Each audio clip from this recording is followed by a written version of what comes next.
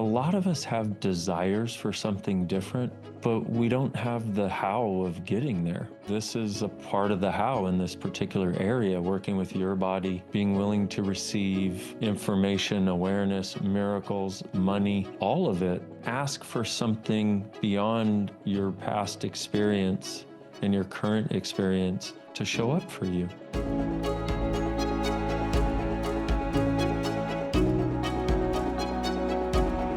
I grew up having a lot of pain in my body and in all kinds of different ways. And I got to a certain point in my life where I was really depressed and didn't want to be here anymore. And I had an Access Consciousness bar session and it changed. In an hour and 15 minutes, it changed. And that gave me the awareness that miracles are truly possible.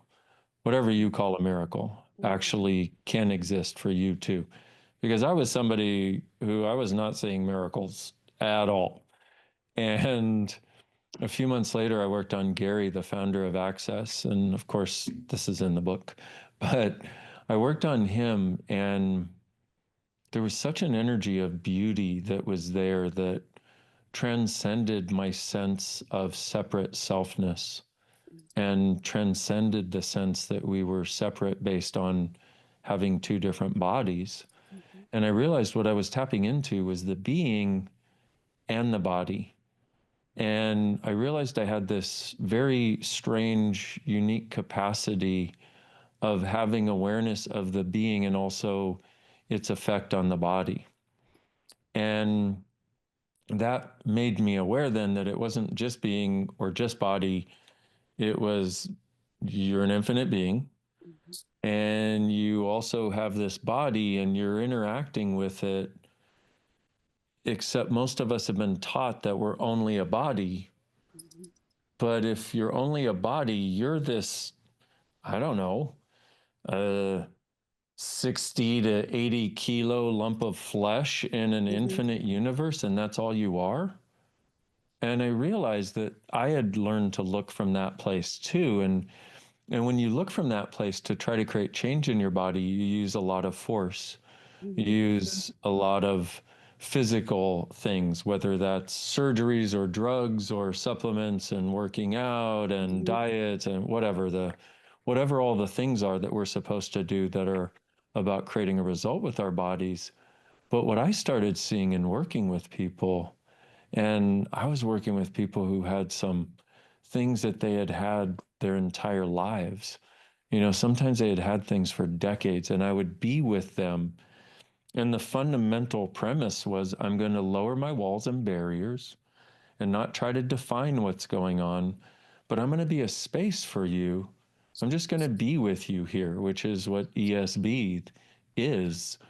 And I'm going to just be with you here and let's see what changes. And I would be such a space of no judgment. It very much reminded me of that very first session that I did on Gary when he came to my office and he said, look, he's like, don't do your technique. He said, follow your knowing. You know, you'll know what to do. And ask my body what it wants and follow that. You'll know what to do. And he was the first person in my life that ever said to me, you will know what to do. And I went, okay, because it had such a lightness to it, even though I was a little terrified. It's where you're excited and terrified at the same time. And it had such a sense of lightness that I just went, this is awesome. I'm going to do this, whatever he's talking about. And I had no idea what it was, but what it gave me was the freedom to not have to try to control it, to not have to understand it.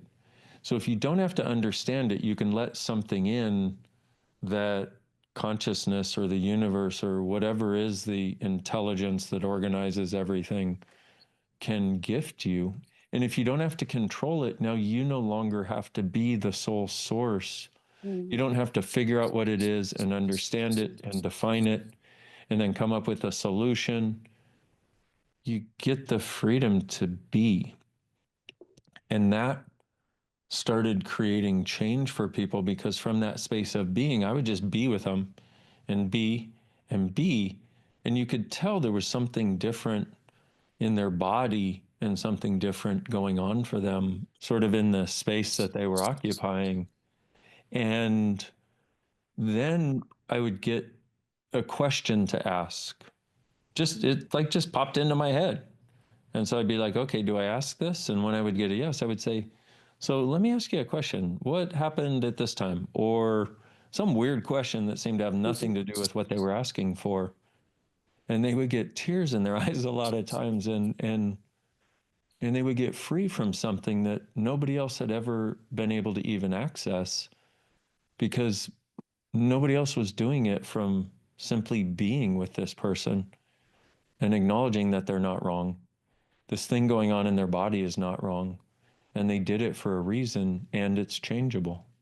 I was able to touch on certain parts of what's in the book when I would facilitate classes, but I wasn't able to give it all. And I wanted more people to be able to access this perspective that is about them and their body being being able to be together in a different way, and to acknowledge that each of us has an ability to communicate with our bodies, but it's not what we've been taught. It's far more beautiful than that. It's far more magical than that. It's far more miraculous than any of us have ever been taught. And I wanted as many people as possible to have not just the part that I could share in a particular class, but the whole backstory, and walk them through energetically and give them tools so that it was available for anybody who wanted it.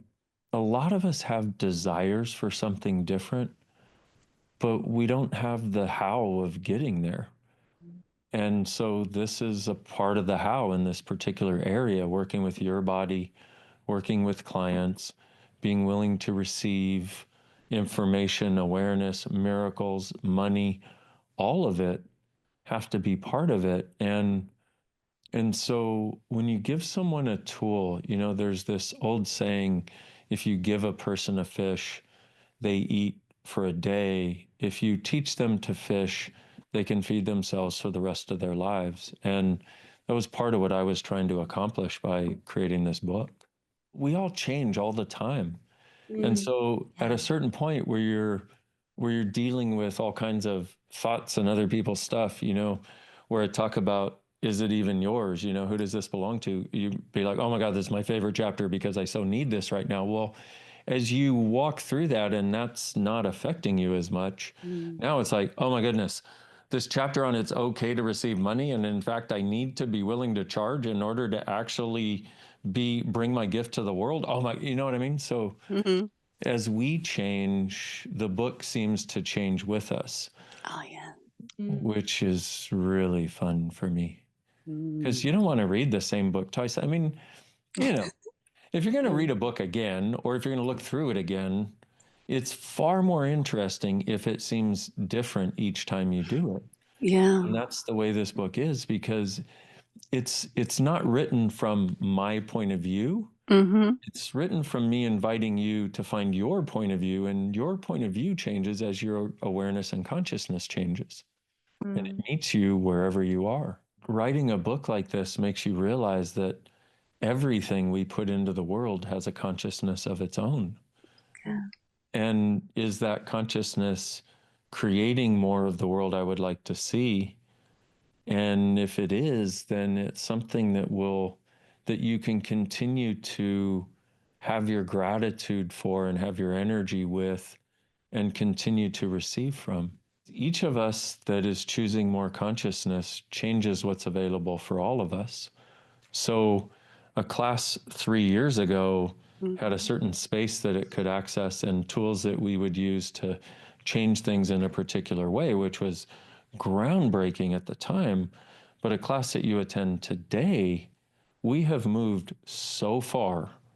And what is available is so much more, if I may call it, miraculous, that when you attend a body whispering class now, it's like every choice that everybody else has made along the way, both everybody reading the book, but also all of us choosing more, whether it's related to the book or bodies or not, open up a different way of being.